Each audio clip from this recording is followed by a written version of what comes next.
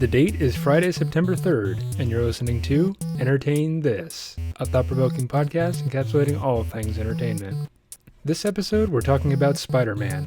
No, not just one, but all of them. The web-slinger has been portrayed by 3 separate actors in the past 20 or so years, and today we're going to have a debate this to settle the score on which of them did it the best. So enjoy.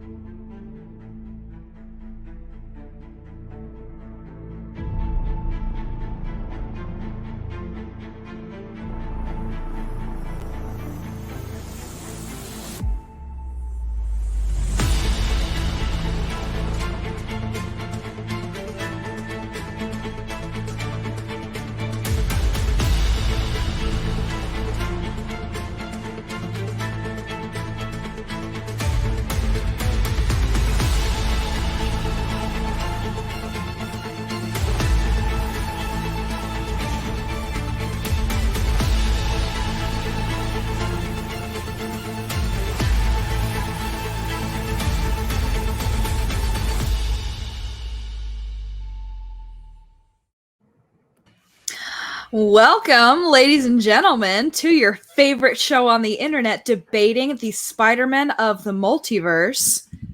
Entertain This. She did it herself. Are we going to oblige that? Michael, do your part. Entertain This. He always adds in that. It's just been a new thing recently since we did that karaoke night. I dig it. I am your moderator for the evening, Chloe, and though I'm a friend of the show and one of the participants' girlfriends, I plan to remain fair and impartial and simply choose the most well-presented argument. So let's begin with our introductions, gentlemen. Hi, I'm Alex. I'm a host on Entertain This, and today I'll be defending Tobey Maguire. Okay. Mm. Who are Tobey you? Maguire. Me? Yeah. Oh, who am I? Yeah, who are you? I'm just your friendly neighborhood Entertain This host, Michael Savoya. Ooh, we did the Spider-Man. Ooh. Being Spider-Man. Are we He's going to already do this the whole kissing up. time? On the first minute of the podcast, he's kissing up. Anyways, I'm So our debate's already unprofessional. I love that. he's openly mocking him. Wait, Michael, who are you defending? Oh, and I am defending, like the intro said, one Sir Tom Holland. Tom Holland. Wow. Okay. I'm This is Nick. for I'm our also, listeners that don't watch the video. there you go. Yeah. So I'm Nick. I'm the other host of Entertain This, and I am defending a young man by the name of Andrew Garfield, who played in The Amazing Spider-Man. I heard he hates Mondays. I do too. I really do. I heard that Bill Murray hates him. That's a fun fact for you. That's kind of random. That's a random fact. Bill Murray hates the fact that he played Garfield. It is literally like, if you mention it to him in negotiations, like to get him on your movie, he will immediately tell you no matter how far into negotiations you are. How dare you speak that name to me? He will cut you off immediately. He regrets it so hard. He's not a cat. Not a cat. He does He got not that like it. money, though. True. So if you guys remember, this isn't the first time that our podcast has spoken about the man of spiders.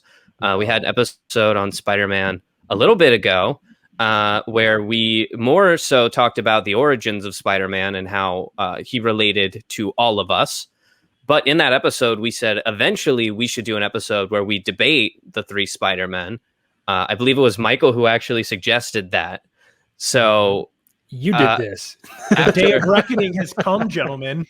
after There will always be a reckoning. after the news of Spider-Man No Way Home, the trailer finally came out officially. There's a bunch of speculation going on, and who knows what's going to happen during that movie. But we found it finally time to do our great Spider-Man debate, and that is what we are here to do today. Now, that is all the speaking out of term that I will do. The rest of the show will be led by Chloe, and she will be trying to wrangle us 3 rowdy boys. And I will do my level best. Just cut our mics, Do what they didn't do in the presidential You have debates. the power. Yeah. That's true. Just cut them. I guess she had really the can power. just cut us. Yeah. they had the power to cut off the presidents, but they were like, nah, we'll just let him fight with the moderator for a few Isn't extra it minutes. more Shut up, entertaining if we just kind of let him do it, right? It's more entertaining if you get to watch the moderator suffer a little bit. Yeah. true. So I'll just leave you with some moderating tip. Muting people does not bring in the views. It's that lively argument that brings letting them argue and letting me eventually say, "Oh, will you just shut up, man?" I just want to say one thing. I just want to say one. No puppet. You're the puppet. Master of puppets is. I'm sorry. That's Metallica for all you who don't know. This isn't our first debate on the show either. This is actually our third debate that we've done now. Because we did the first two. The first one ever was the great Hallmark debate where Nick and I debated who could pick the worst Hallmark movie. You all won. Everybody, really the listener won, but Nick and I were tortured by having to watch the Hallmark movies. And then our second one was the great theme park debate between Disney and Universal. Now this is the third incarnation of Debate This, a segment that we've had going now, probably our longest segment other than Quick This. Yeah. Debate This is the second longest, but Michael, this is actually your first Debate This. Baby's first Debate This. It's my first one where I get to be a part of it. I was a judge on the theme park one. However, I was out for the great Hallmark Debate This. Yeah, that's my roommate and friend's Danielle's favorite episode because she loves Hallmark movies and also she loves people shitting on Hallmark movies. And that's pretty much all we did for an hour straight was shit on them. And suffer we did. Suffer we did. One large helping of suffering, please. I'll have a plenty. All right, gentlemen. Let's get right into it. Oh no. I used the same randomizer clicker wheel that Alex used to decide who would be debating each Spider-Man to decide what order you would each be answering the questions in. So I ask that you respect that. I should have mentioned that's how we decided this. We didn't get to pick our Spider-Man. No. It was randomized, and everybody was present when the randomization was happening. There was no foul play. Everybody watched, and we got assigned our Spider-Man randomly that we were going to defend. Scout's honor. Right. It's a good thing to mention. We will begin with our first question, which is... Oh, we got opening statements. Oh, so sorry. We should do that. Let's begin with your opening statements. Did we determine an order for this one ahead of time? Can I roll for initiative? Okay. Well, how about we go chronologically by movie? That's what Alex wanted to do. Yeah. So why don't we go Alex, Nick, great minds. Myself. Yeah. Okay. Good.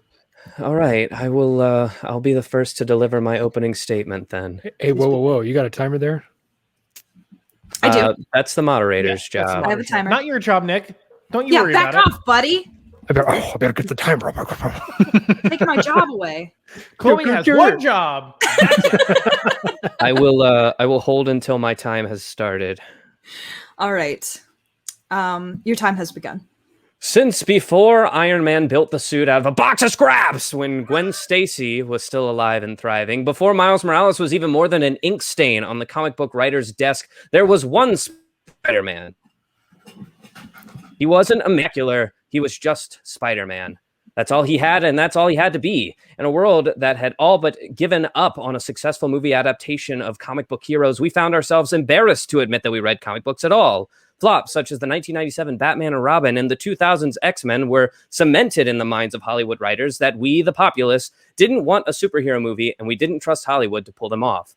Suddenly, out of a liquidation sale, slid the rights to a hero whose popularity had died out with his animated series in 1960, Spider-Man. With the excellent direction of Sam Raimi, who at the time was famous for directing the cult classic Evil Dead, Spider-Man has proven to the public that just being their superhuman doesn't mean that they aren't still people too. Tobey Maguire's Spider-Man will forever be the Spider-Man that saved the superheroes movie, and for many reasons is the best Spider-Man we could ask for, and I shall prove that today. Thank you. Thank you, Alex. Next up, we will have Nick present his opening argument. Oh, I guess you have that's the floor. Me. I do have a floor, and I have a chair too. And a ceiling and walls. This is all part of his time, right? No. I mean, okay. You can start my time whenever. Your time has begun. Okay, great. James Abram Garfield was the 20th president of the United States, serving from March to September of 1881. Garfield was shot by an assassin 4 months into his presidency and died 2 months later. And in 2012, his great-grandson went on to become one of the greatest men to ever don the moniker of Spider-Man. Andrew Garfield. The man, the myth, the legend. No other actor can compare to this man's performance on screen. Why is that? Well, I'm glad you asked. It's because he comes from a long line of Englishmen who can trace their roots of stagecraft back to William Shakespeare himself. Now, you may ask how a dude born in LA can have this kind of pedigree. Well, his mother and his grandparents are both from England.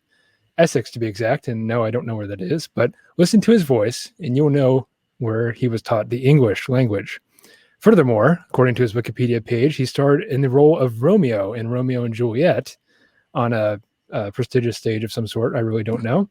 Anyways, his acting prowess has shown either on the stage and off the stage and on the screen, and he's even been nominated for an Oscar, 2 Golden Globes, 2 BAFTAs, as well as his performances in Hacksaw Ridge, The Amazing Spider-Man, The Social Network, and Never Let Me Go. These movie credits stretch 15 years back, and holy moly, what a variety of roles he has played and excelled in. And after he won an award and showed the world that he wasn't just another face in Hollywood, a land notorious for shoving their heads up their asses, he is actually a rarity in Hollywood because he cares and he is a good person. When Garfield won his Tony for lead actor in Angels in America, he dedicated his awards to the LGBTQ community. In the film, he played an AIDS patient at the height of the U.S. AIDS crisis. And he was super gracious when first offered the role in the 2012 film, known as The Amazing Spider-Man.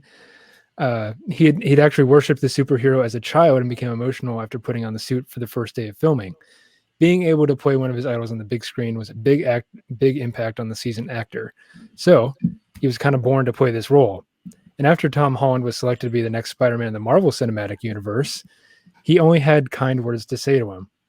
So wow, what a guy. And today, I'm here to tell you all about our boy Andrew and why I think he's the best and why I think his performances are nothing short of amazing.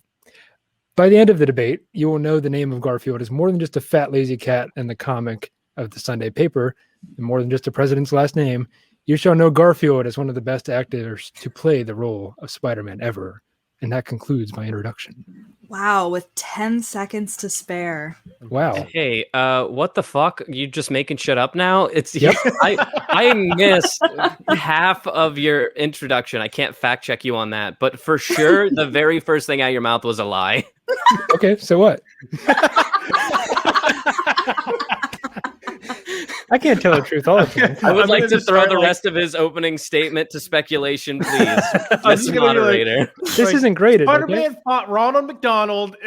Very interesting tactic to throw out lies when your moderator's literally your fact checker. Yeah, that's why we made you the moderator of this. Hey, I'll rebut with that. It's an opening statement. We're not getting points on that, I don't think.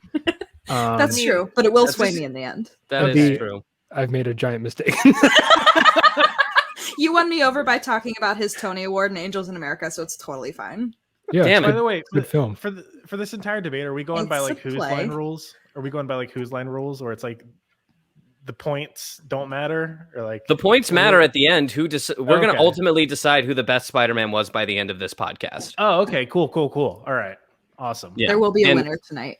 Wow. And Spider-Man, not who was best in Hacksaw Ridge, because I think we know who that was out of the three actors we're talking about. Andrew Garfield. Thank you very much. All right, Michael, it is your turn to take the stand and present your opening statement, and your time has begun. Good evening, Madam Debate Judge and fellow master debaters. We are here tonight to answer a single question, one of utmost importance, a question that stands to shape and mold the very fabric of our multiverse. Who is the best Spider-Man? I have been given the duty of defending one Sir Tom Holland and his impeccable portrayal of our web-slinging friend. But what can I possibly say? Does one argue that water is wet? That the sky is blue? That a hot dog is not a sandwich? No. These are facts that are fundamental to our understanding of the world around us. And just like these truths, we too know that Tom Holland's Spider-Man is the best that there is. And that is the gospel truth. But even if my words tonight fail to convince you, take the words of one much greater than I, one who has left his long-lasting legacy as the father of Marvel himself, the late Stan Lee, saying, quote, "It is as if we created a living being to be Spider-Man, and it turned out to be Tom." I rest my case. This is an opening statement, pal. Also, do you know how good this episode is about to be? I feel bad for anyone who lives their life without listening to this episode, because I can already tell it's going to be a straight up banger, because we're all like fully understanding the assignment very clearly. That's true. Firing on all 5 cylinders. Incredible. All right. Are we ready to get into it now? Let's get deep into it. I think the time has come. Mm-hmm. So, our first question tonight is, who would win in an all-out, use-what-you-got street fight? And the first person who will be presenting, and again, this was not given to them beforehand, it will be a complete surprise, is Alex. You may begin. Can I get my face big first?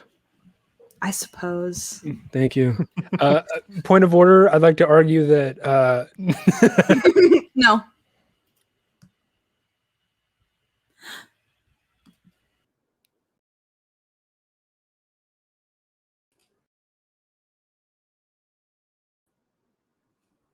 Chloe and I were fighting over the button on who brings me back in. So I was clicking off while she was clicking on. Pretty cool, huh? Anyway, I'm looking to Chloe to give me the go-ahead. And when my timer starts. And that's the go-ahead. So the question, who would win in a bare-knuckle brawl? Tobey Maguire has many advantages over his fellow Spider-Men, some obvious and some a bit deeper. To begin, I want to state what everyone is thinking. The webs. Of course, this is an advantage for Tobey. Tobey Maguire's Spider-Man is not limited by the amount of webs he decided to pack in his Iron Man lunchbox. A simple tactic to defeat the others, I have to assume, Rogue Spider-Man would simply be waiting them out and outmaneuvering their attacks until he is left the only one with webbing, thus granting him a huge advantage over his other Spider-Men. This is to be assumed that these Spider-Men are exactly alike power-wise, thus any advantage physically is impossible to defend. However, Tobey does have one advantage over his adversaries, and that's time. Assuming that we're placing this fight in a world where all 3 of these Spider-Men have continued to age, Tobey will have been Spider-Man for 10 years more than Andrew Garfield and 14 years more than Tom Holland, granting him more skills and a better understanding of not only his powers, but also his 2 adversaries. And if the Venom symbiote is involved, it's game over since he has been the only one to come in contact with that. So if we're talking black suit, cool, dancing in a nightclub, Tobey Maguire, guess what? I won. Game over.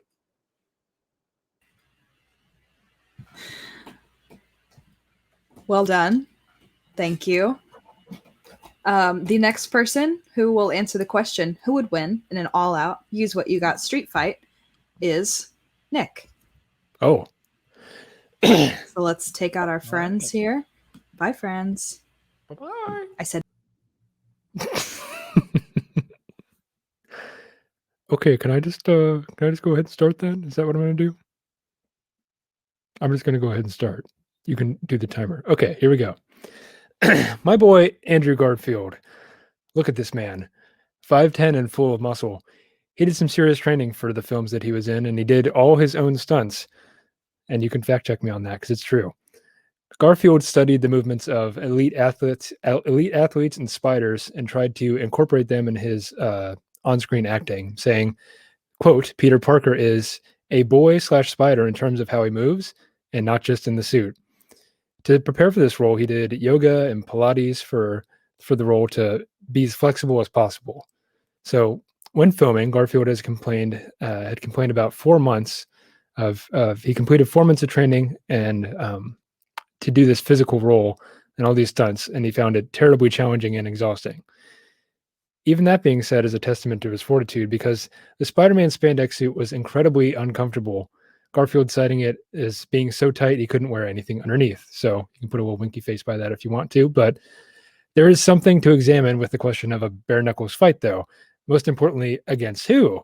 Assuming we have a collection of folks who have all played Spider-Man in the same room and it's an all-out melee, it's going to be the person who can hide the best. Think of a game in Fortnite. There's 100 versus 1.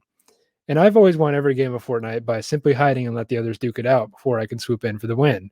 However, if we can assume this fight is man-on-man ordeal, we can take the following criteria into account. Observe the level of sheer muscle mass and level of shredness, the intimidation factor, the outward appearance. He's a clear winner on all fronts.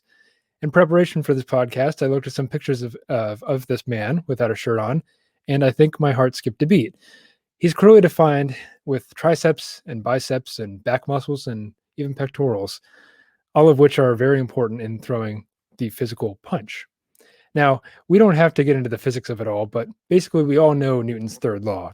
Force is mass times acceleration. So seeing as he has more mass behind his acceleration, the resulting force will be instantly more. And going back to what I was saying before, he's very limber and fast when it comes to fighting. Being able to respond to your opponent is key to winning any fight. However, a drawback to having Andrew as my Spider-Man is I don't think he could take a hit. He's too much of a pretty boy to take one to the face and keep fighting. So let's just state that. But granted that there's no serious hits landed on him during the fight, he can easily win in a bare knuckles fist fight. To continue this point, I think if we're sticking to the Chad version spectrum here, this man is more on the side of Chad, both on screen and off screen. Well, maybe not off screen, but what are we really talking about here? The man or the actor? But I think he'd win the fight on sheer Chadness alone, if that were measurable in a numeric sense of the word. And I will now yield my time. Wow, you yielded 3 whole seconds. You really like to go right up to the buzzer. I love the sudden realization that even though like our visual audience who's watching this live right now doesn't hear us laughing, cackling, and slamming our fists into things as Nick speaks, our audio podcast absolutely will, because our recordings continue and cannot be turned off, which is incredible. Yeah, I lost hope you my guys are mind when enjoying you that. said that your heart fluttered when he looked at Joe was bigger than him. It's true. He's an attractive guy. Yeah. That's probably why I got the part. I'll All say right. Michael, it is time for you to answer our first question, which again All right. is who would win in an all-out, use what you got street fight. So let's take out our friends here. And this time I will actually stay to let you know when your time begins. Great. Thank you. Let's slap on, yeah, boy. Okay. Yeah. And your time has begun. If we take a look at Tom Holland's Spider-Man, yes, I agree. He is not the most physically imposing character. He's absolutely the shortest of the three. But what makes him special is not his strength, not his stature, but is his ingenuity. You see, where Tom Holland's Spider-Man fails to live up to the combat prowess of the others, it is in his tools that make him special. Now, we're in a bare knuckle brawl here. Tools are not necessarily allowed, but we are counting web spitters. Now, what the other Spider-Men all don't have is his ability to deduce things in combat. As an example, we look towards his initial fight against Captain America, the Falcon, and the Winter Soldier.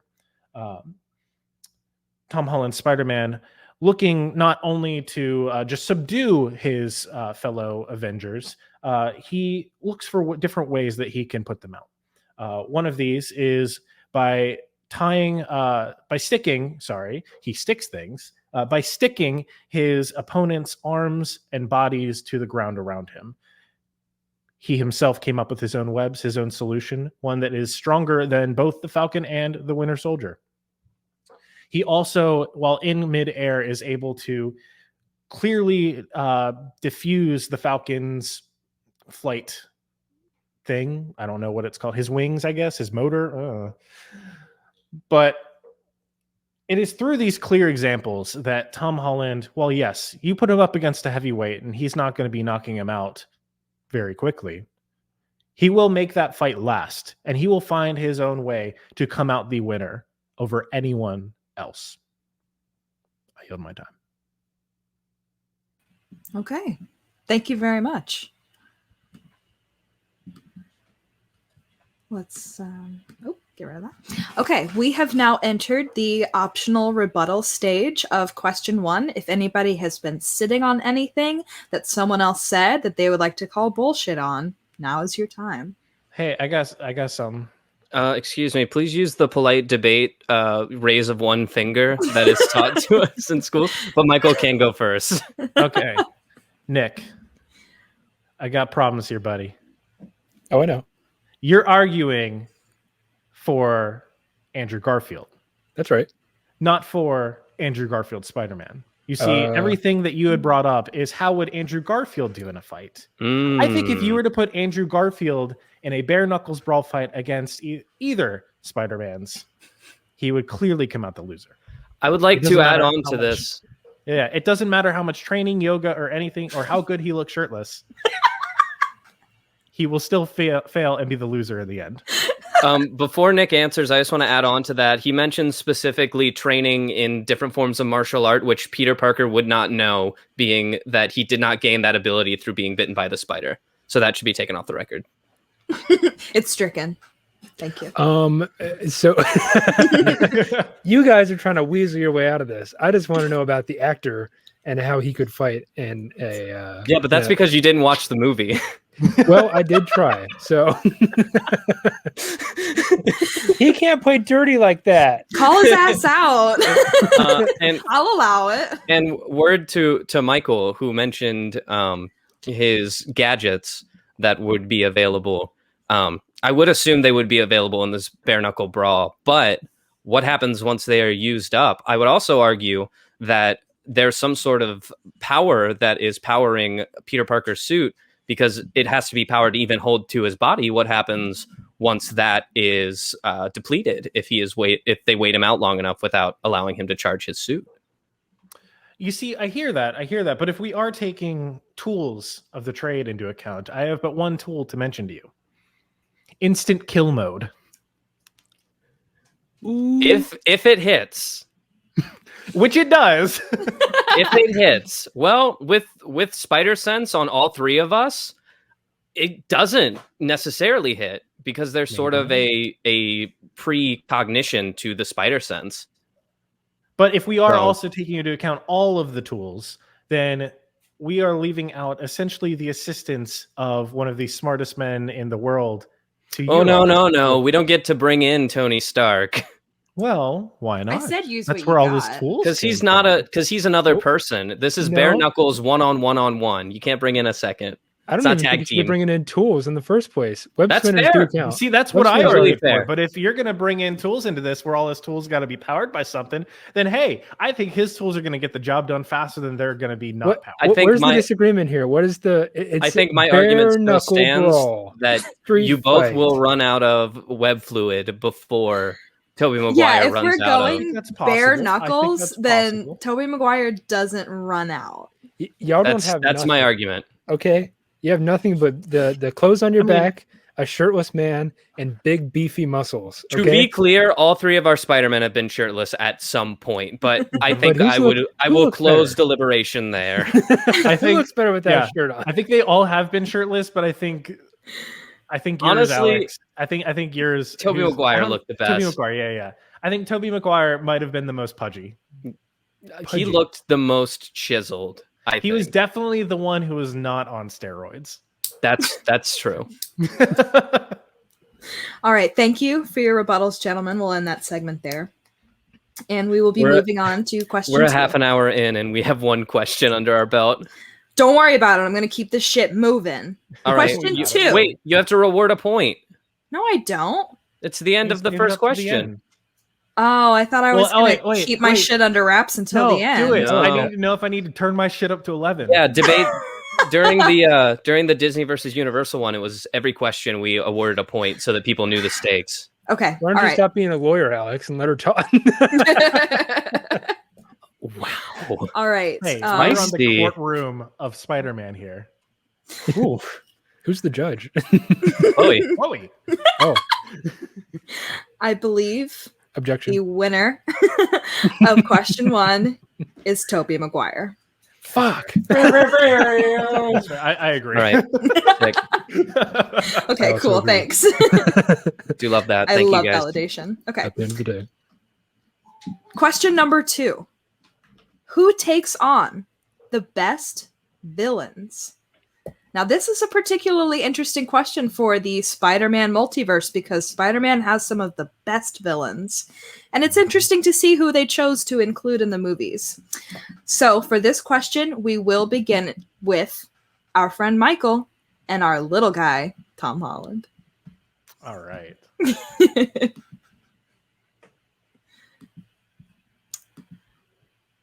Okay. And your time has begun. Villains come in all shapes and sizes. Just as a villain can be a galactic space Stalin working to crush all under his might, so too can it be your homecoming date's father or a disgruntled tech worker. You see, variation is the spice of life. And in Tom Holland's movies, we see no greater disparity. Scale is an important measure of villainy, but what makes the friendly neighborhood Spider-Man great is just that. A villain's goals may be just to terrorize the General Queen's area or intergalactic conquest. But no matter what, Tom Holland's Spider-Man will be there to lend a friendly hand. Why, even in our introduction to this version, we don't see him take on a traditional villain. No, we see him pitted against his fellow Avengers. Can your Spider-Man say that at any point they fought toe-to-toe against the Falcon, the Winter Soldier, as well as Captain America? I don't think so. His next challenge was of the more local variety, the Vulture. A businessman trying to do at the end of his day is just look out for his family. He has no delusions of grandeur. He makes no attempts to take over the world, but he is compelling nonetheless.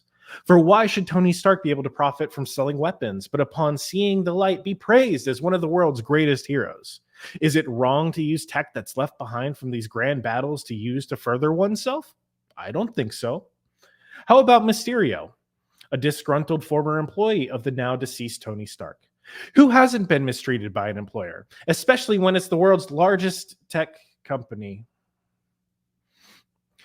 While the combat may not have been the most earth-shattering, it was still better than what either of yours contended with. Last but not least, we have a character that was teased 6 years in multiple films, the legendary Thanos. No other Spider-Man can say that they nearly subdued Space Grimace, even if it was with the help of some of his friends. With the fate of half the universe at stake, without the help of Spider-Man, this MCU's entire universe would look entirely differently. Again, I say that Tom Holland's Spider-Man has seen the greatest variation of villains, both in scale and motivation, all of which felt human to the core. And that is the basis of any good villain. Thank you very much. Well done. Thank you. Thank you. All right. Next up, to tackle this question, who takes on the best villains, is our friend Nick. Oh, that's me. That's you, buddy. There he is. And your time has begun. So when we look at these two movies that our boy Andrew Garfield has starred in, they really don't give him much justice. There's two movies, and he maybe fights 3 to 4 villains, depending on who you ask. So obviously, I'm down here. You know, this is the underdog candidate if we're gonna go with presidential debates style here. So the first villain that he fights in the first movie, as I can gather, is called the Lizard. Which is quite a name. Anyway, his name is Kurt Connors, otherwise known as the Lizard. He is a geneticist researching the ability of certain reptiles to regrow missing limbs. He developed a lizard DNA-based serum that can allow humans to do the exact same. And of course, as all mad scientists do, tested it on himself, hoping to regain his missing right arm. Instead, he transformed into a feral anthropomorphic lizard. So he's got a serious leg up on other villains just based off being a lizard, a cold-blooded reptilian. Assuming you're attacking him with punches and bullets or chainsaws or something like that, it doesn't matter because he can just regrow his limbs.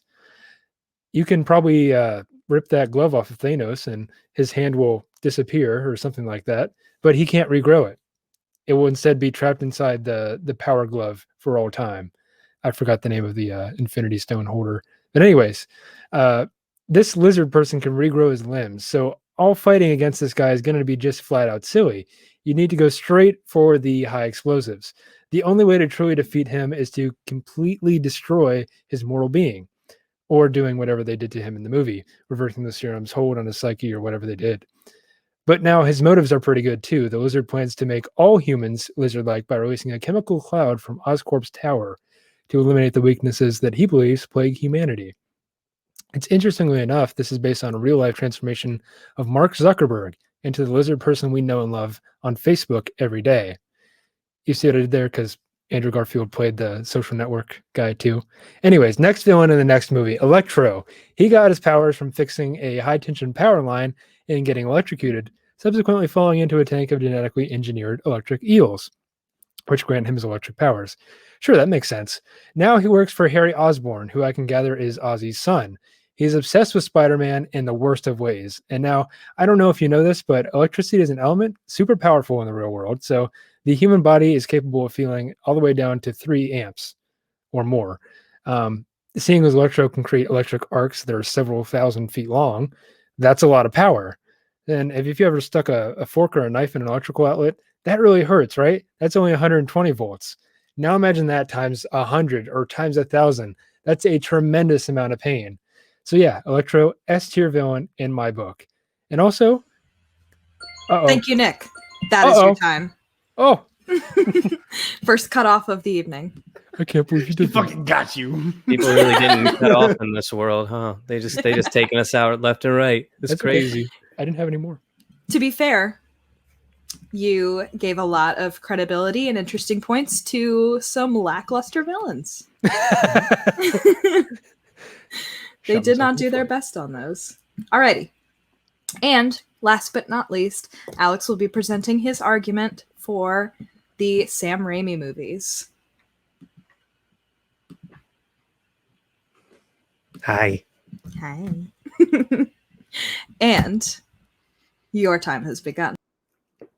Though some of my colleagues may look towards the villains that, yes, Spider-Man helped to defeat, but weren't necessarily his villains, or will spend his time simply explaining the villain's intentions, never truly going into who they are, that shall not be the case for Sam Raimi.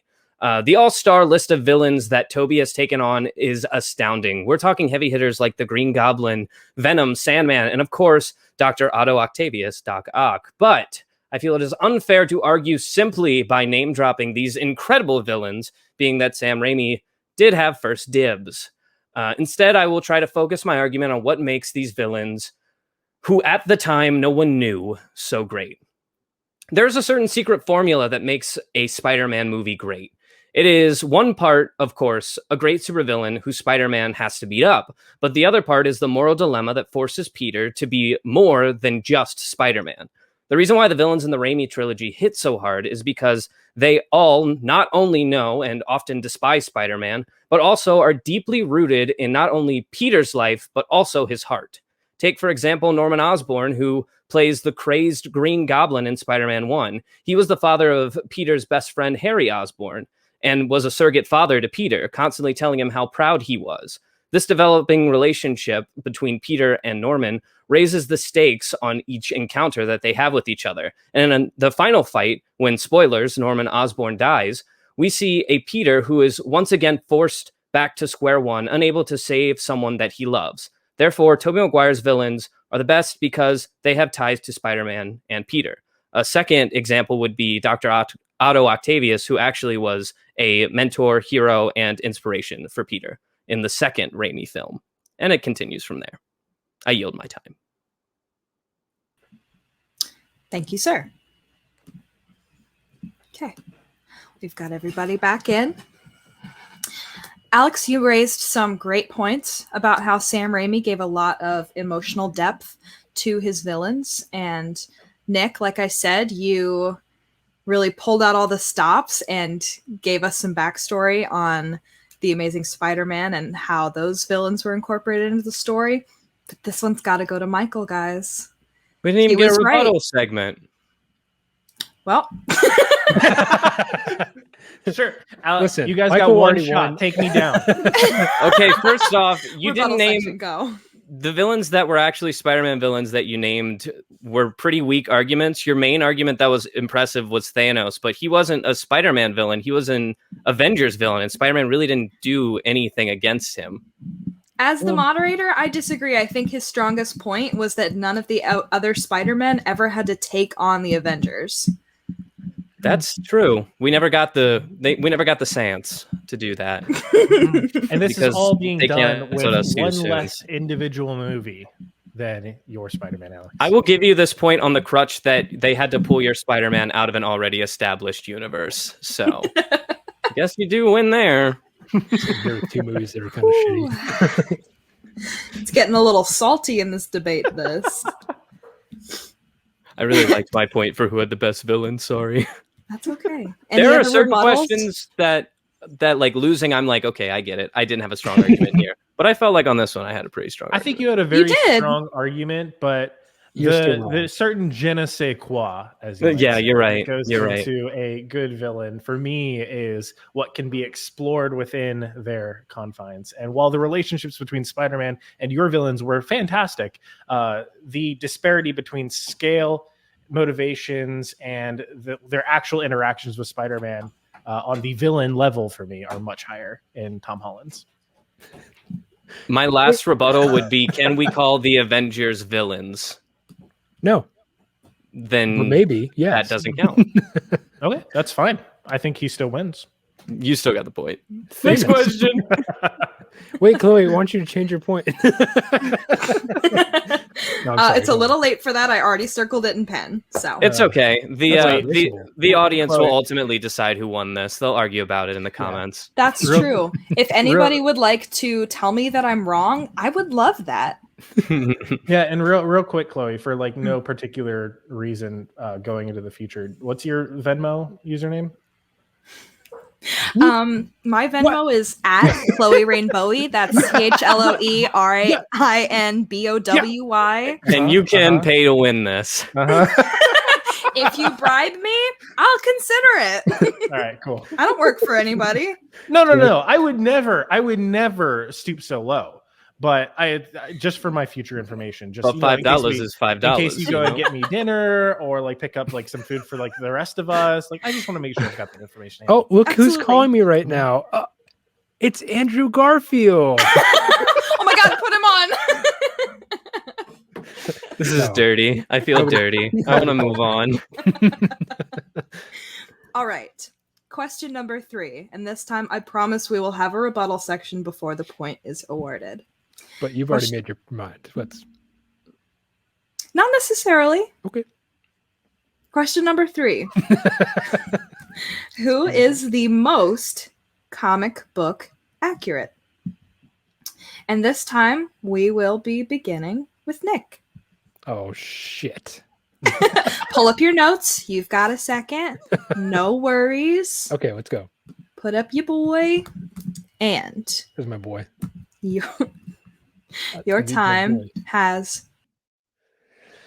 Okay, so full disclosure, I haven't read the comics either.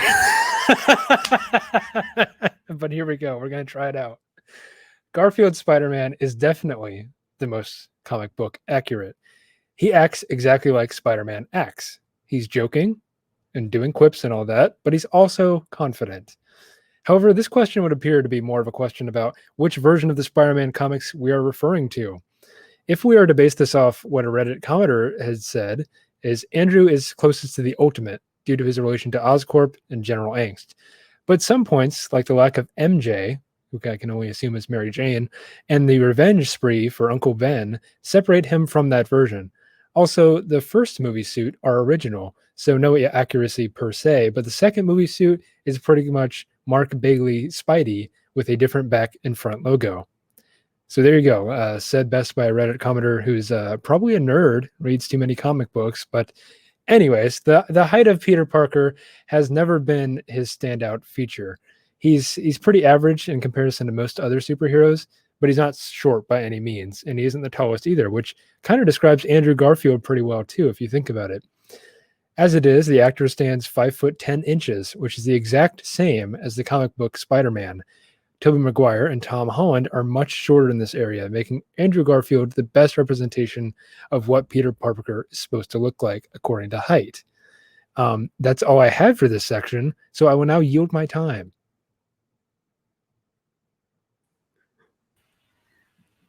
Well done. Well done. She says she pumps teeth. Well done. It was good. That's really great, Nick. Thanks for sharing. No, it was. I love a good sprinkle in of a Reddit comment. Sprinkle in. That's all I had. You made mud pie with one ingredient, and it was mud. With parsley, because that makes sense. Call it what you will. Next up to argue for which iteration of Spider-Man is the most comic book accurate is Michael. Hey, it's my turn for the speaking stick. Here's the pillow. Mm-hmm. And your time has begun. Now, I'm going to be generous to my fellow debaters here. We are getting a little bit short on time, so I don't want to go too far into this argument. Well, because really there's not much for me to say. Just like Nick, I haven't really read a lot of the comics. I've seen a panel here and there. I've seen the lightheartedness, the sarcasm, the quips and all, which clearly have been shown by Peter Parker, or Tom Holland, excuse me. I'm sorry, I got so confused because his personification of Peter Parker is just so good. We've seen that all through his films, but what can I say? I am just your average moviegoer, not super invested, whatnot. But like I brought up earlier in my opening statements, let's take the words of the creator himself, Stan Lee. Again, I will read this quote to you. It is as if we created a living being to be Spider-Man, and it turned out to be Tom. I don't think there's really much else that needs to be said. For who can judge? Truly, really, the only person is the man, the myth, and the legend himself who created this in the first place. I yield my time. Thank you. Bringing back that strong Stan Lee quote. Mm-hmm, mm-hmm. Okay. Spider-Man. All right. The last person to address which iteration of Spider-Man is the most comic book accurate, again, last but not least, is Alex. So let's get it all ready here. And Alex, your time has begun. So I do read the comics. Also, I may or may not have made that Reddit post. When it comes to comic book accuracy, there is an argument to be made for all three of these Spider-Men, but I want to focus on Spider-Man's core characteristics observable in the first 20 or so issues he appeared in, the pure Stan Lee, Steve Ditko days, if you will. Now, I recognize that there is a large chunk that Tobey's Spider-Man is missing from being that he doesn't invent his own web shooters, and that is a big part of the comics. But looking over that, fair point, I think that we can see Tobey Maguire encompasses the core traits displayed in the comics I previously mentioned. He is shown being weak and bullied. He is smart, but he can't stand up for himself. Often in scenes that are framed directly out of comics, we have dialogue written by Stan Lee all those years ago. I would even go so far as to argue that by eliminating the need for mechanical web shooters, Raimi was able to further highlight the importance of Peter's self-image that in the comics are told through thought bubbles and cannot be translated to screen. This is especially highlighted in plots in Spider-Man 2, where, directly taken from a comic book, Peter is unable to be Spider-Man after losing his confidence and thus his abilities. This is the only time Peter runs out of webs, and it hits hard as he says the famous lines, I am Spider-Man no more, which is an iconic image of the Spider-Man suit in the trash can. He also regularly works at the Daily Bugle, so chalk that up too. I yield my time. All right, short but to the point. We love it. I have rebuttals. That's fine. We are now entering the rebuttal portion of question 3. You may begin. So I would like to rebuttal with Nick that I think that he pulled the height out of his ass. Not true. Is it not? Nope. They say his exact height in the comic books. Well, they don't exactly say. Okay, that's what I thought. Look, If you average don't height have for a a man number, in the United States is... You said that Andrew Garfield is 5'10", which is the exact height yes. of Spider-Man. all right, How the did fact you checker know can't take the it anymore. exact height of Spider-Man if they've never Look, said if it? you look at the average height of a person in the United States, average height of a man in the United States, it's probably like 5'8", 5'10", something like that. If you look at the average height of a spider 90th and you subtract the percentile on average the height of a bell man, curve. then you will get about 5'10", and that is the height of Spider-Man. Gentlemen, please. According to Dimensions.com, he is 5'10" in the comics. That's a strong point, but I think that it was luck, and I'll take that. We'll take luck. We'll take luck. That's called accuracy, and you can't touch me on that because I had so little to say. He gets that at least. Any other rebuttals? I have a rebuttal against Michael as well, if I might mention. He keeps quoting the Stan Lee quote, which talks about how Tom Holland looks exactly like Spider-Man, like he was genetically made to be Spider-Man. However, Stan Lee was not the one who envisioned Spider-Man, only the one who wrote the Spider-Man stories. The real credit goes to one Steve Ditko, who came up with the original designs of the characters. So if Steve Ditko were to say that, I think I would take into more credit, but there's argument to be made that Stan Lee does not hold premise over what Spider-Man was supposed to look like. Oh, but Alex, Go ahead. Oh, a counterpoint. unlike you, I like to look past just the looks of someone, just like how I believe Stan Lee did as well. Okay. Take a look at this quote again. Speculation, but I'll take It it. is as if we created a living being to be Spider-Man, and it turned out to be Tom. Now, I, for one, think that being a living being is a lot more than just our looks. That's true. Now, if what you're saying is your interpretation of that, I've got moral quandaries with you, Alex. According to the rules that I set up previous to this debate, I'm not allowed to answer that. So. Next question. Do you have free will? We cannot get into that. We're almost an what hour. you said as a way of furthering my argument. Yes, This is going to go long. He wasn't the original person to envision the looks of Spider-Man, but he did write every storyline that there was. True. The storylines that were quoted directly in the Raimi films and were never brought up in the MCU films. Well, I do believe that one can be original while still honoring the past. You can honor the vibes, but if we're talking accuracy, honor the vibes. if you're talking accuracy, then going exactly Thou from the shalt comics. always honor the vibes. And that's, I think, is like entertain this is code. Yeah.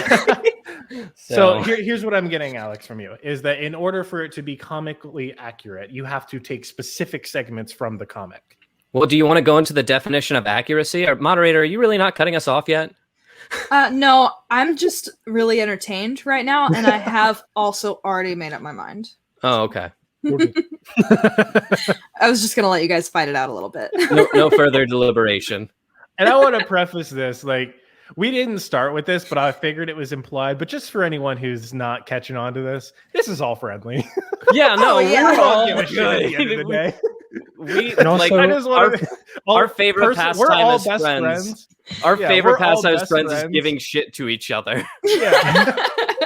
Yeah, for sure. Off the air and on the air. True. Nerds. Yeah, Okay. it's a rough comment. For this question, I will admit I am slightly biased because I have also read a fair number of Spider-Man comics, and I truly believe that Tobey Maguire takes this one. So well done, Alex. You win another point. And I really think that credits more to Raimi than to Tobey, but Raimi directed it, so Tobey did it. The movies are more than just the actors behind them. True. So those movies are so accurate. Like there are points that it's cringy how accurate it is. Oh, Like yeah. when you hear Tobey Maguire say, I shall be Spider-Man no more. You're like, that's 1960s talk. Yeah. Oh, they really ripped that from the panel, didn't they? Damn, they're really accurate, huh? Anyway. All right, gents, let's move on to question number 4. Let's try to keep this under an hour and a half. Question 4 is, who makes a better Peter Parker? And we will be beginning with our winner from the last round, Alex. It's me. It's you. Okay. And Where's my boy? your time has begun. Ooh, famous character Peter Parker, one who is a household name who everybody knows. This question relies heavily on how Peter Parker is, and not how Spider-Man is. Peter Parker is a sensitive, quiet, socially awkward kid who no one, including himself, will give a break to. Even after becoming Spider-Man, Peter Parker continues to face depression, low self-esteem, and self-sabotage, both in the movies and in the comics. There is a scene in the Raimi trilogy that I think best describes Peter's character, where he sits on a web having just saved Mary Jane. She is curled up next to him, knowing who he is, and actually says, I think I always knew who you really were. To which Peter replies, you and I can never be. Tear is shared and shed by both of them. And you're left sort of understanding that they totally could be together, but in this moment, Peter's deciding the harder path to let MJ go to protect her, which is a noble path. But at the same time, in the comics, often he is found trying to make it work with Mary Jane, usually to his demise. But there have definitely been times where he's kind of taken this harder path. I will go on to say that Peter also doesn't often pay his rent and often is late on rent, something that Tobey Maguire's Spider-Man suffers from as well.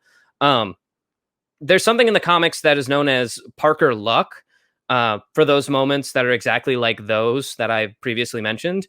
The complete doing and more undoing of Peter Parker is caused completely by him and himself, something that Tobey does almost repeatedly when playing this character.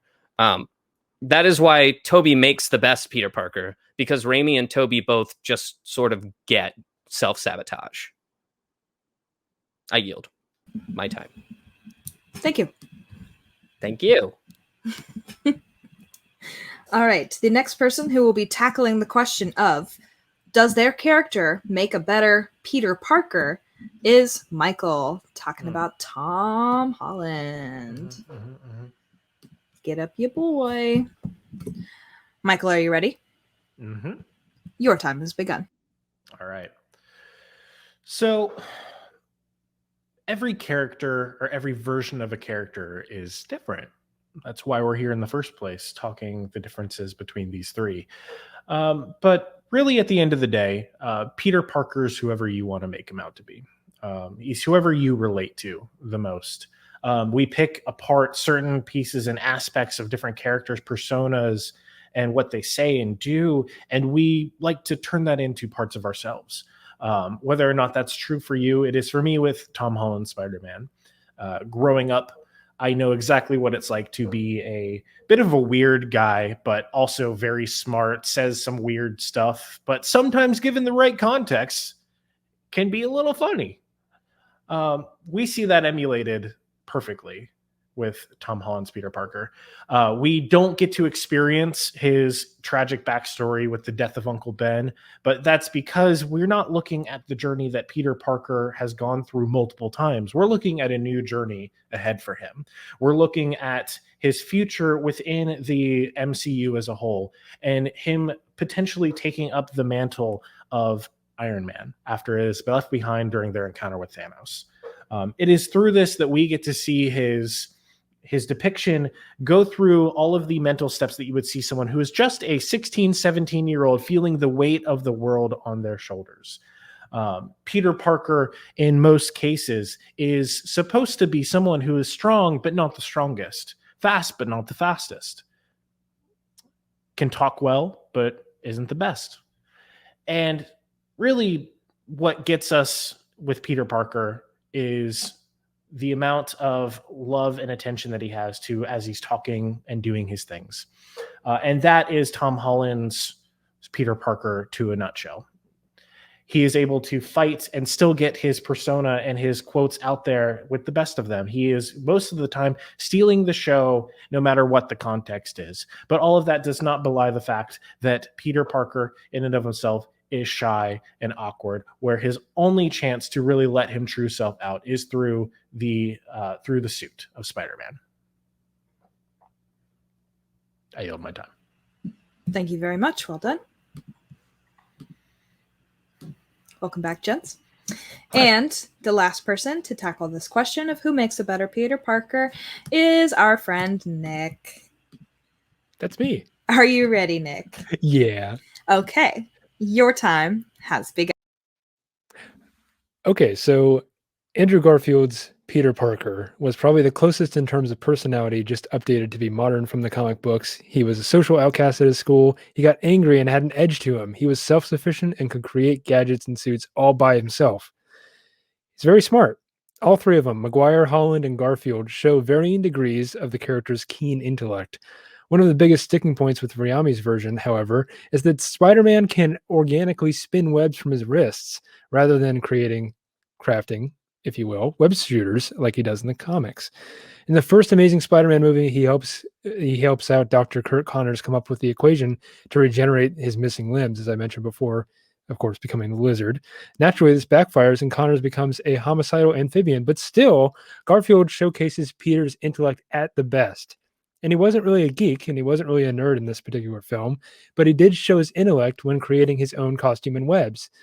But that's the rest of it. He's interested in science, but not really a nerd or a geek overall. Just more of a, like I said, Chad Spider-Man. Andrew Garfield has a quick and athletic feel to his turn in the role, which is that of the comic book version is all about. His portrayal is easily seen as the quickest in the live action, with his agility second to none, and his acrobatic prowess being noteworthy. Andrew Garfield's version of Peter Parker is involved with himself, like stuff arguing with Uncle Ben and getting angry when things don't go his way. Peter Parker isn't always easygoing all the time in the comics. He has a tendency to become a bit of a hothead at times. The Amazing Spider-Man featured Peter in an emotional person who wasn't shy to make these emotions known. Garfield is also an excellent actor, as I mentioned before.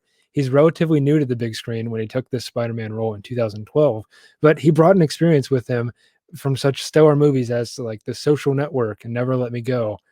And his well-rounded presentation for this part, his passion, his dedication, his genuine connection with the co-stars, and overall his charisma all stem from an actor who values his craft and wants to give his fans more of the real deal as Peter Parker / Spider-Man.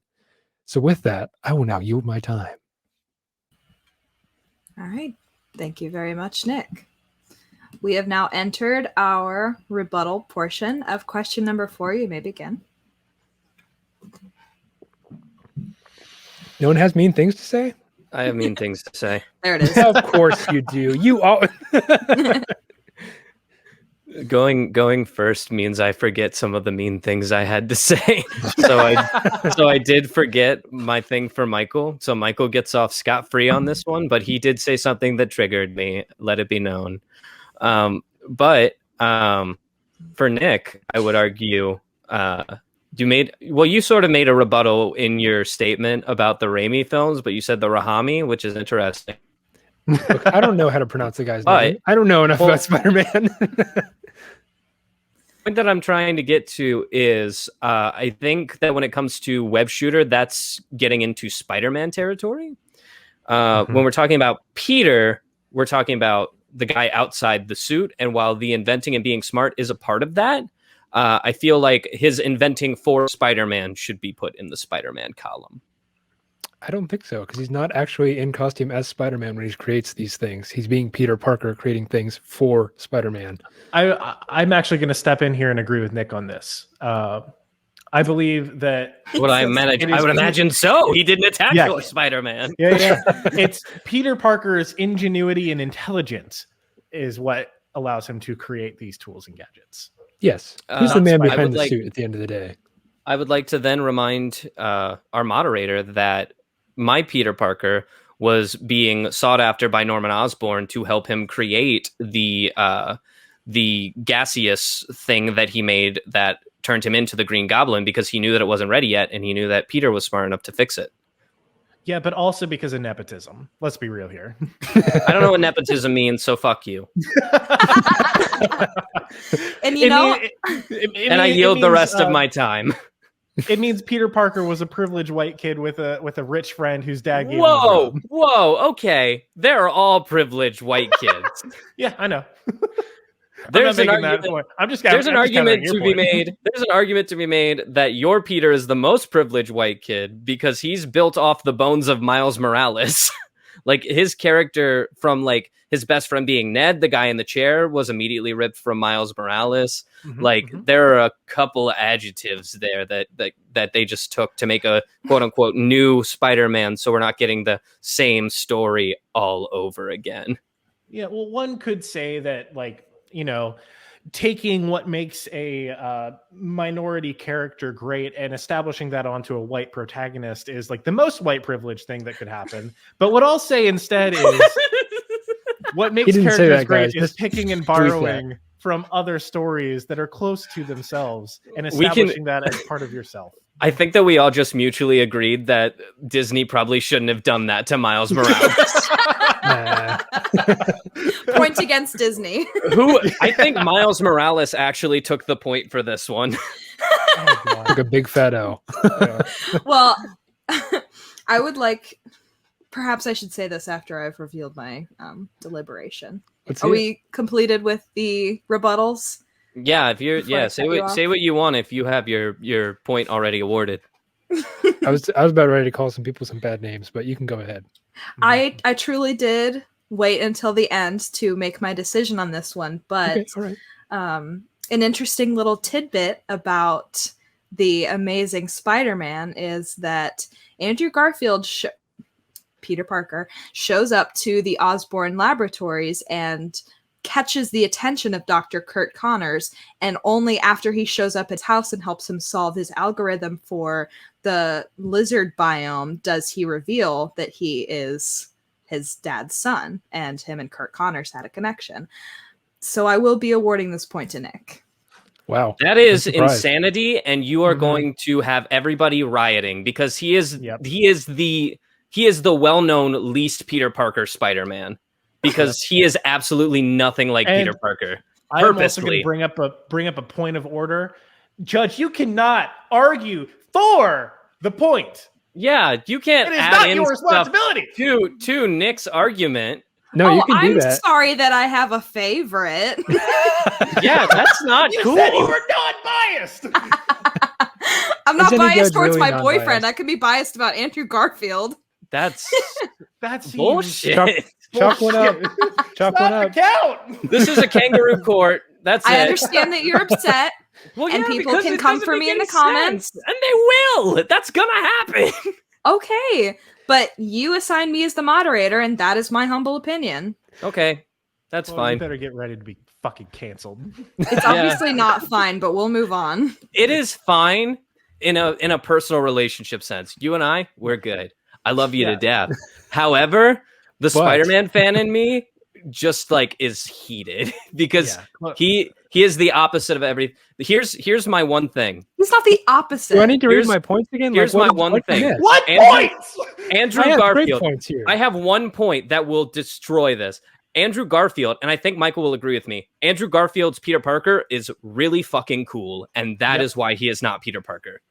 Yep. He's very He's cool. the one Peter Parker that makes you want to go, whoa, I want to be just like him. He's the Peter Parker where girls look at him and they go, he's my favorite because he's hot. He's cute. The stuff he does is attractive, and that's what makes him not Peter Parker. That's what makes He him the best. skateboards. Peter Listen, Parker skateboard. He's the best version of Peter Parker. No, but He's also we do respect your opinions. Yeah, we love and respect your opinions and your decisions. I just want you to know that you're unequivocally and scientifically wrong. Yeah, this is that's a big miss, is what this was. But the point goes to Nick. And you know why? Because he's the best Peter Parker. Let's just settle with that. Fuck off. Does everybody feel better? Are we ready Yeah. to move on? Actually, yes, I feel a lot better. Yeah, I do Okay, too. I'm glad. Sorry, I just had to let that out. I understand. I figured there would be a lot of pushback in my decision, but Of course. it is what it is. Because also the point wasn't argued well, but it's fine. You argued the Wow. point. You argued the point for Can we Nick. lose a like point for Michael Alex? said. Hey, Alex, that's enough. That's Okay. enough. Let's I'm Question sorry. number 5. Which iteration of Spider-Man makes a better Spider-Man? Now, of course, this is different from who makes a better Peter Parker because we are simply talking about the superhero. And the person who will be going first on this is Michael. We will be moving in backwards chronological order to the creation of the Spider-Man. Oh boy. Oh boy. Michael, your time has begun. All right. So here's the thing with comic book Spider-Mans is they've been at this point written by many different creators. So there's different flavors of Spider-Man. You can have some of the more like strong stoic ones. Like I would argue both the Amazing Spider-Man and Sam Raimi's Spider-Man are. While yes, they do get their quips in, none of which are like Tom Holland's, constantly allowing his personality, his unmasked but masked personality to come out. Now, really, at the end of the day, you could say that Spider-Man's powers and his gadgets and everything like that are what makes him Spider-Man. Now, for me, what makes Spider-Man Spider-Man is what he does and his personality.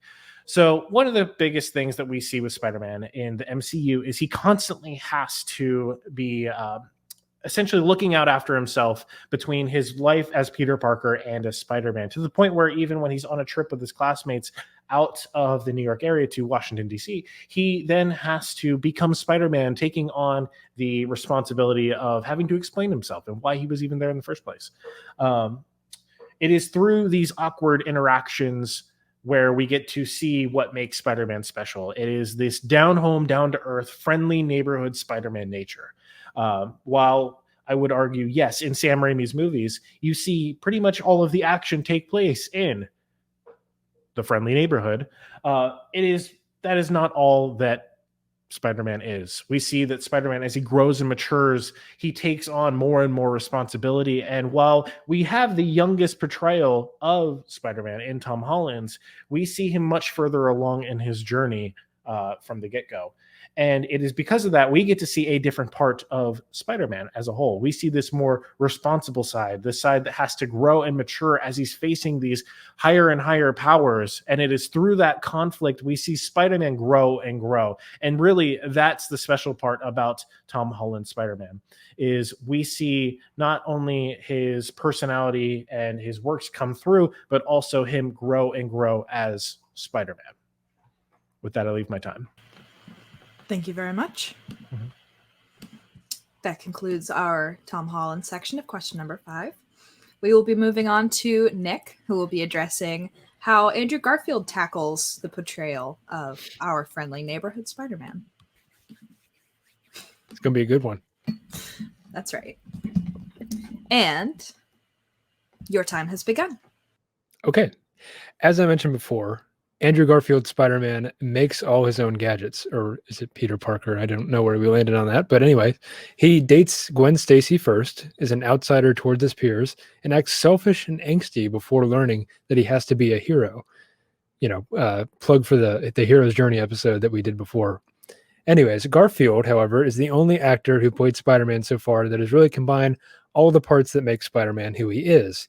The actor embodies the boyish enthusiasm, awkward crushes on big time of a girl. But more importantly, Garfield's clear acting chops allow him to fully handle the character's personal woes and ultimate sacrifices with aplomb. Now, he's also talkative when he's being Spider-Man, but not jokingly so. It's just a showcase to express his inner anger. He was almost there to capture the reason why he is talking to himself. It is more of a bolstering of his confidence, if anything else. Andrew Garfield's Spider-Man interacted with his city as well. He didn't just rescue no-names in a bland gesture of goodness or heroics and then forget about them. He asked them what their names were, lifted up their spirits, made them feel important, brave, and powerful. He treated these people like friends and peers, not just targets to save. The most damning evidence in all of this is that Tom Holland himself says that his favorite Spider-Man movie is, drumroll please, The Amazing Spider-Man. Tom Holland even says that he likes Andrew Garfield more than Tobey Maguire. So I think he's a nice guy in that regard, but maybe he's just being too bashful. Andrew Garfield knows that he's the best, and I think so too. And with that, I yield my time. Wow, thank you very much. I did not know that Tom Holland said that, and that is pretty hilarious. Fact check me on that, please. No, I'm good. Okay. And the last person to contribute to who would make a better Spider-Man is Alex. Talking about our boy, Tobey. I'm panicking, and also my dog's distracting me. Cleo just lost her collar privileges because she wouldn't stop shaking them. Aw. Yeah. Silly girl. Happens. Are you ready? Yeah. Okay. Your time has begun. So what is there to say about Tobey Maguire's Spider-Man? He is the accompaniment of what a Spider-Man should be. You see, Spider-Man is the opposite of what Peter Parker is, and no one displays this duality better than Tobey Maguire. While his Peter Parker is quiet and self-reserved, his Spider-Man is loud and boastful, but not for the wrong reasons. While Andrew Garfield's Spider-Man's boastfulness is because of his confidence as Peter Parker and his sarcastic remarks as his I know I can beat you attitude. Or Tom Holland's joking masquerade that he puts on, usually more confused or interested in the situation going on than actually wisecracking. Tobey wisecracks for the reasons that Spider-Man does. It's because he wants to both distract his villains that he's facing and to distract himself from his own fear that he is feeling. What truly makes him a great Spider-Man, though, is what he symbolizes. Spider-Man, of course, is a friendly neighborhood Spider-Man, as Michael mentioned. Spider-Man is a New Yorker, and his character traits come from the people who populate his city. His motor mouth is because New Yorkers have motor mouths. He never gives up because New Yorkers never give up. Most importantly, he stands as the only defense in the universe for New York, with the Avengers almost non-existent other than a throwaway joke about Doctor Strange. Tobey is the symbol of heroism in New York. And that is what Spider-Man is. He is a symbol. When he is eventually knocked out on a train and his mask is knocked off, the people of New York literally pick him up and pass him to the front of a train because they know that he's one of them and they're not going to leave him on his back because he's a New Yorker just like them. They give him back his mask and tell him to go fight because New Yorkers stick together. And that's why Tobey Maguire's Spider-Man is a true New Yorker and a true Spider-Man. I yield my time. Okay. Well done, Alex. Welcome Thank back, you. gentlemen. It is now time for the rebuttal section of question 5. Have at. Michael Damn looks it. angry for anyone I'm listening. angry because Angry. Alex's point was really good. And I can't think of anything to argue against it, and I want to. Uh-oh. I would say that Alex's point missed the mark on multiple accounts because you can say that Spider-Man is just a person. He could be any one of us, right? When you're going into the New Yorker part, yeah, that's an important thing, but I don't think that's what makes Spider-Man Spider-Man. You could say you can take the New Yorker out of Spider-Man, but you can't take the Spider-Man out of New York. Yes, you can, because it's been shown in the Avengers series of movies, the Marvel series of movies, that Spider-Man does in fact go outside of New York. He is shockingly ineffective. He is ineffective outside of cities, and I recognize that, and he's my favorite superhero. If you were to put Spider-Man anywhere in Indiana, he would not be able to function. Yeah, Unless it was, love like, that Indianapolis. scene, in Homecoming where he's like Ferris Bueller running through people's backyards because he doesn't have anything to swing off of. Yeah. Or like when he gets like abandoned out in the middle of nowhere, I think it's in Spider-Man Homecoming, he literally has to like walk because there's nothing else he can do but walk. He's not super fast. Like if he can't swing, he can't move. Yeah, Spider-Man is a character based around a city. Yeah. Yeah. Most importantly, New York. Yeah. The big apple, the big city. Yeah. Does anybody have any final rebuttals before I award question 5's point? I would like to say something. Oh, go Could ahead. I also say something too? Okay, well, okay, you go ahead. I'll go after you. Alex, very good points. I really enjoyed your debate. You had some good things to say, some things I didn't know about Spider-Man that I learned. So thanks for doing that. Really appreciate it. Oh, mine was going to be a nice thing too. I was going to say thank you guys so much for participating in this because it was something that I had the idea of doing on Monday, and I literally said like, "Hey, we all have 24 hours to come up with these arguments if you guys want to do this." You guys were so supportive, and it was so great, and I had a lot of fun doing this, and I did get a little heated at times, but I think that's kind of what makes a good debate because like if none of us gave a shit, then it wouldn't have been entertaining, and I feel like we all gave a shit, which was a lot to ask. And I really appreciate it. Thank Getting you, guys. angry is part of the fun. They're my best friends, and I really appreciate it. I want to use my Aw. girlfriend, and the other one. I I just you guys are just so great. Mhm. That's it. feel like I have to say something nice now. Okay, go ahead. All right, I fucking hate both of you, and I think this whole thing is a fucking sham. And Yep. Kangaroo court. Yep. Mhm. Just wait until my verdict. All right. I don't even know the scores right now. So, I mean, if you don't want to score Andrew Garfield's movies, that's fine because I haven't watched them, but I will in the future. So, full disclosure. Nick, I still can't believe you didn't watch the movies. You know what was I supposed to do? Take time out of work and go watch them? Like, what? I don't know. It was a lot to ask in 24 hours. He came up with some really good arguments still. He did. Well, despite the fact that we have already debated this, I still think you should watch them. Alex, you should watch the second one too. And I will. They I own are it. part of the Spider-Man extended universe. I will definitely watch it before No Way Home, even if he's not in it. And Right say now what that- you want about Garfield, but the guy's a damn good actor. You can't get past that. He's a incredible great actor. He just doesn't know Spider-Man, and that's okay. Andrew Garfield, the person, is too cool to be Spider-Man. It was Andrew Garfield Spider-Man, which was fine. It just isn't Spider-Man.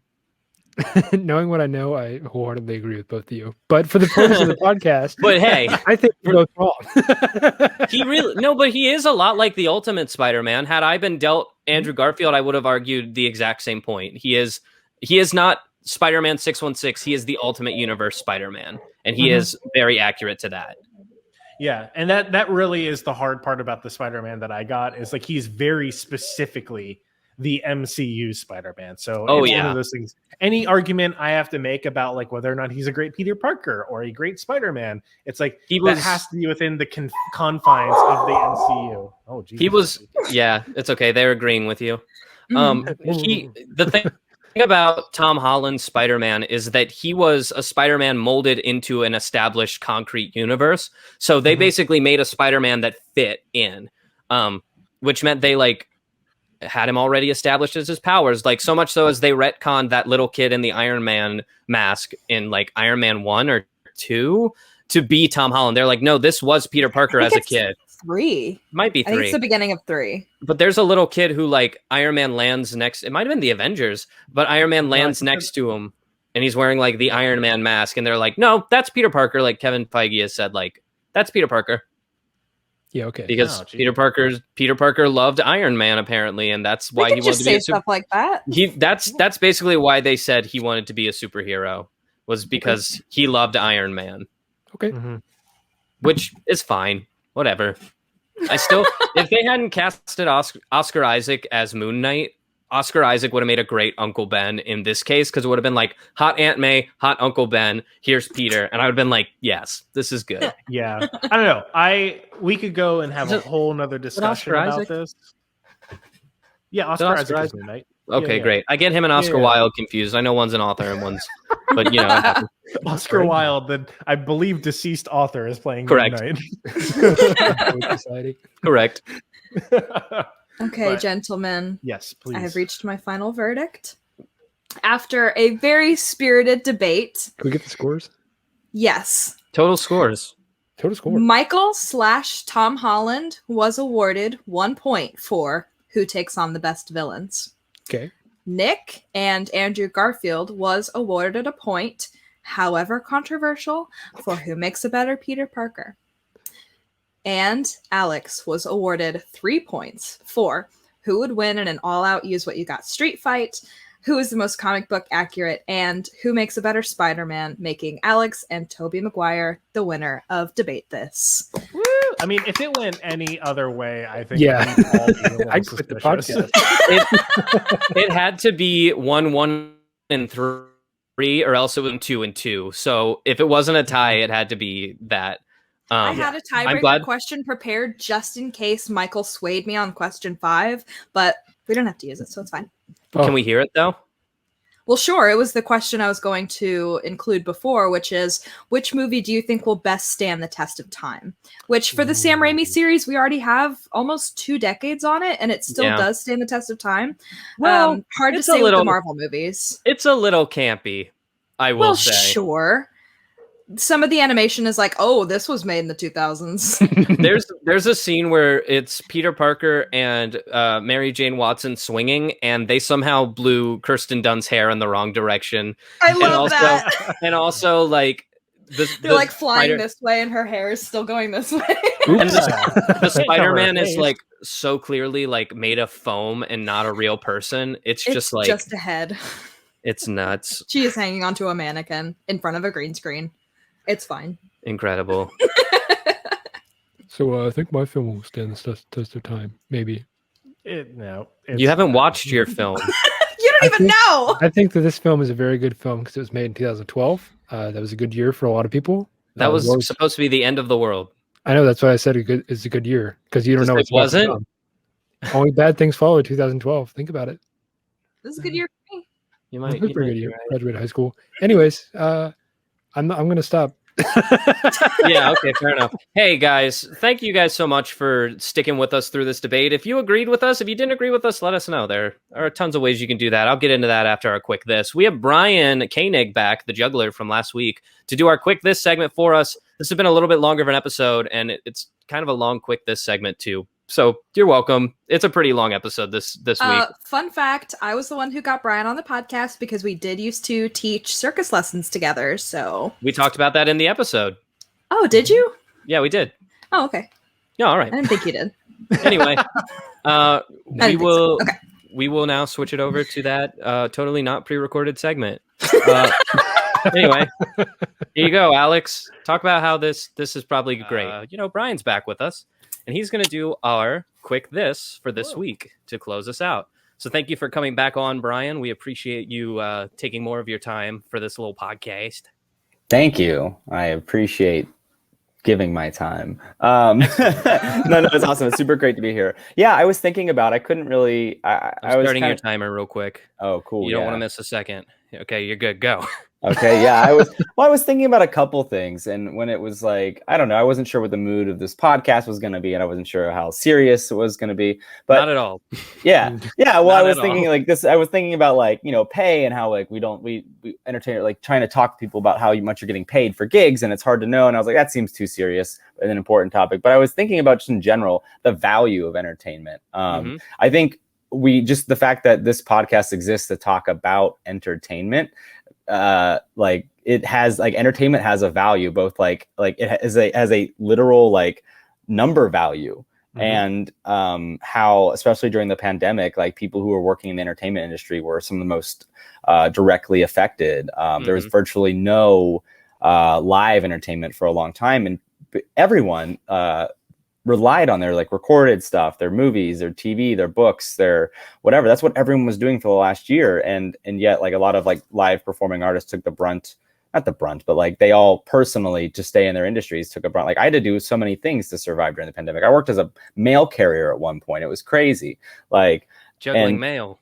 Generally, yeah, it was great. It was my proudest thing at the post office was I worked there for several months and I never told anybody that I was a juggler. No, Incredible. Nobody I don't knew. know how you hold your That's some tongue on something so self-control, wow. cool. Yeah. They're like, "What did you do before this?" I'm like, "I worked for the census." Because I did that. I was an accountant. Yeah, I literally counted people. But yeah, so I think that there's a value to entertainment, and I think it's important that like when you're looking for, if you're ever hiring entertainment, or if you're looking to like, you're worried about like purchasing, like I just buy movies all the time. Like I know it doesn't really affect like the individuals, but I don't mind paying for entertainment, paying for video games, paying for like $3 for an app that like that provides me with a couple hours of entertainment. I think there is like literal value to entertainment, and it's good to pay entertainers. And I think that it's like that by asking for people to pay you, like as an entertainer, people will pay you more and think you're better if you ask for more money. It's like a weird thing, or some people you'll price yourself out of some events, you'll price yourself out of some markets, but like you what you're doing is valid. What you guys are doing, making this podcast, is value, and if like whether or not you're making the big bucks from it or not, Any like, bucks. yeah. Sense. So, and I think that it's important to as people who are entertainers to express that you believe that what you do has value, and to try and like help people see that. And it seems like you guys do that. And I think that entertainment has a value, and it's important to the way we live, and it gives people it helps add a lot of color to people's lives. So. Yeah, I would argue that the last year has proven how important entertainment was, because without it, a lot of people pretty much would have slumped into nothingness. Mm-hmm. There was a lot of relying on streaming services, on YouTube, on like podcasts. This podcast got started because we couldn't hang out with each other during the pandemic. I mean, now we're 78 episodes in. Wow. So 78 hours of us talking to each other, and we still haven't really run out of anything to talk about. You'd want to listen to that. and to your point, like, this is a podcast about entertainment, and it's incredible that we have done 78 hours and still have so much left to talk about, because there is just so much of it, and it has been and will always be so important to just people's daily lives. You did bring up something that I wish we had talked about during your episode, so I'm going to ask it now. Sure. What was it like during the pandemic for someone whose main way of living was so heavily based in live entertainment? And like, was there a point where you had ever thought like, maybe I'm not going to get back to this, maybe this is just the way it's going to be? Yeah, that's a great question. And I did go through that. For me, it was really like a perfect storm of bad timing personally, because I had just kind of left the situation I was in 2019 with an entertainment company where I was the artistic director and doing a lot of gigs for them. To go and really focus on my solo stuff. I did that opera in New York, which was an amazing gig. I did the Macy's Day Parade. I did a bunch of really great work.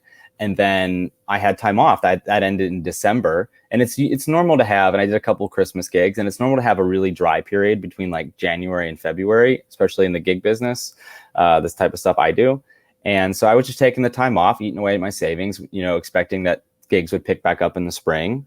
And then went on a little trip, and then boom, pandemic hits, and there's nothing. And so it was just like a perfect storm of, like bad timing with income. And so I started doing DoorDash or whatever, just like a lot of people probably did, just where I could make a few bucks here and there.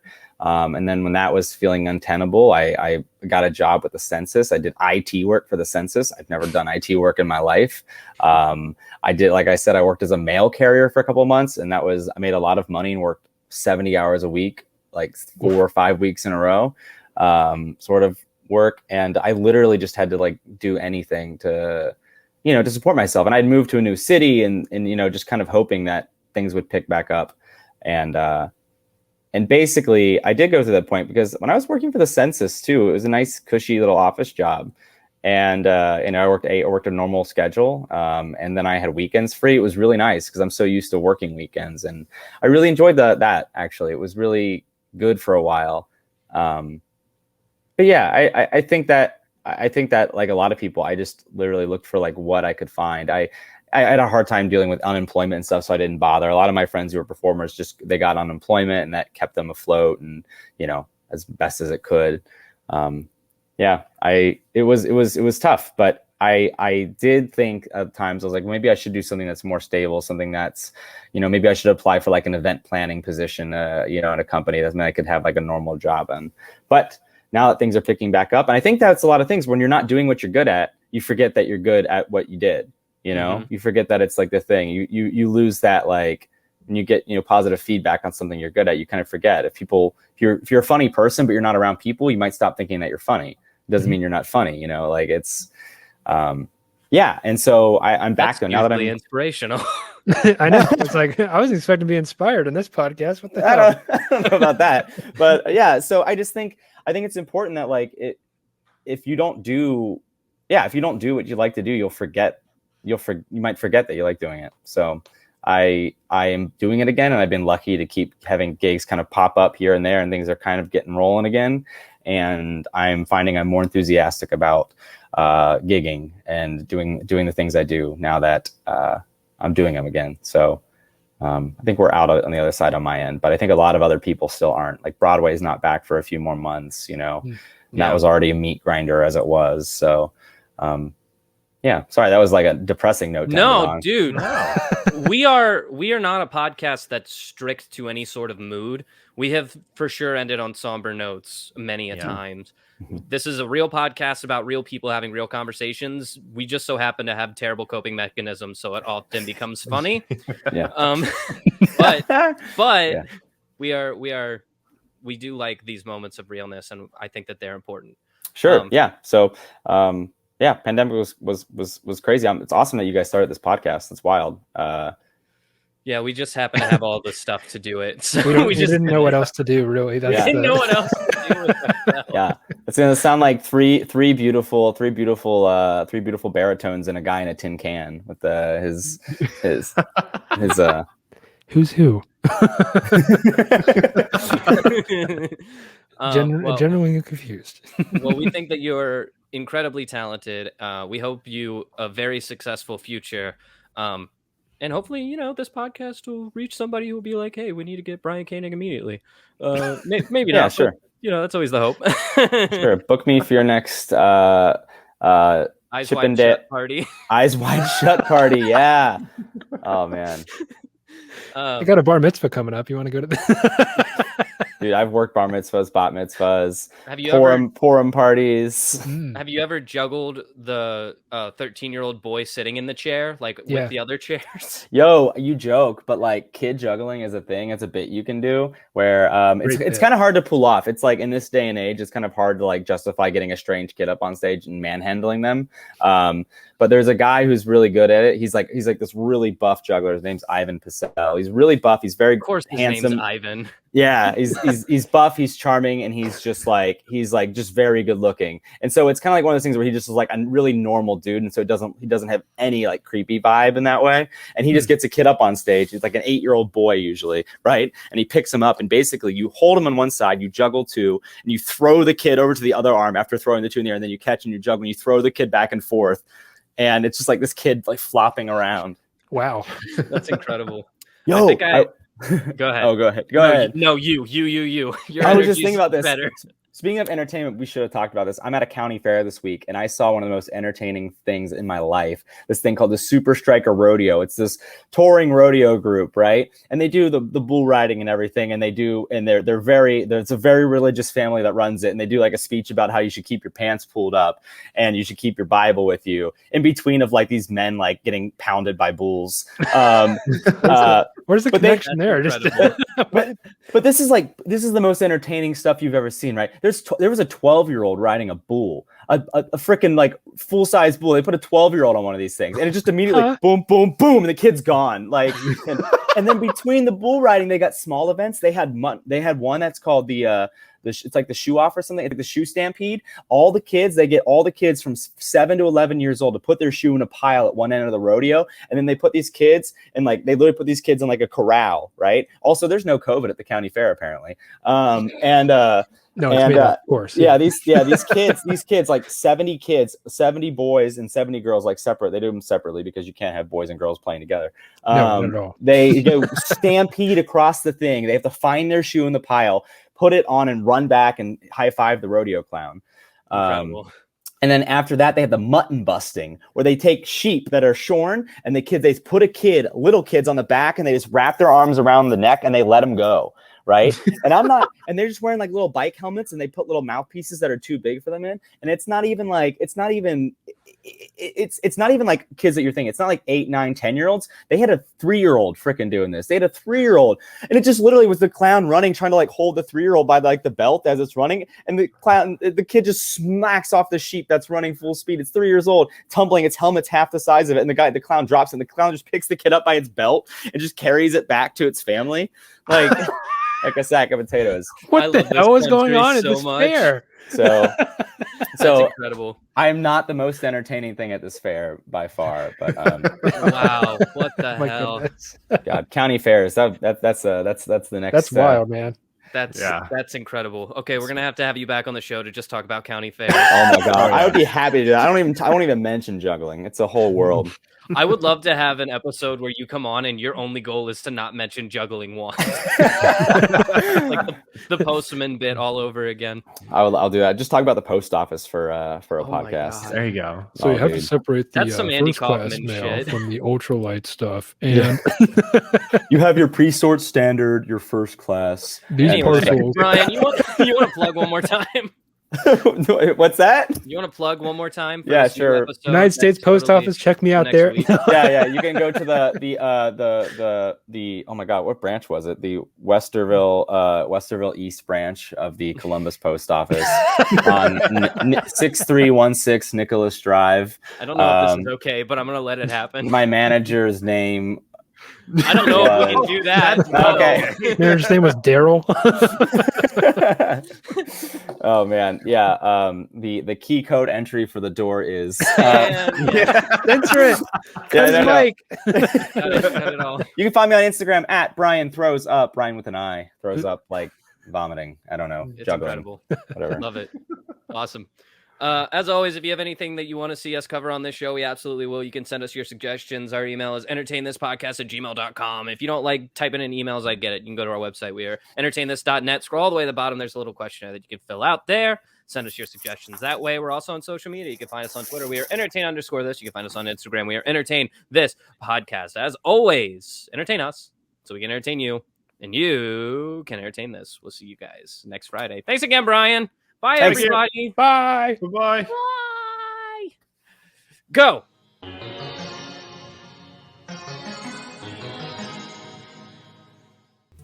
This episode of Entertain This was written by Alex Steele, Michael Savoya, and Nick Mustakangas. Our debate moderator, showrunner, and resident fact-checker is Chloe Price. Our theme music is Rush Bubble by Aaron Spencer, with additional interstitial music by DJW. Tune in every Friday for new episodes, and thanks for listening.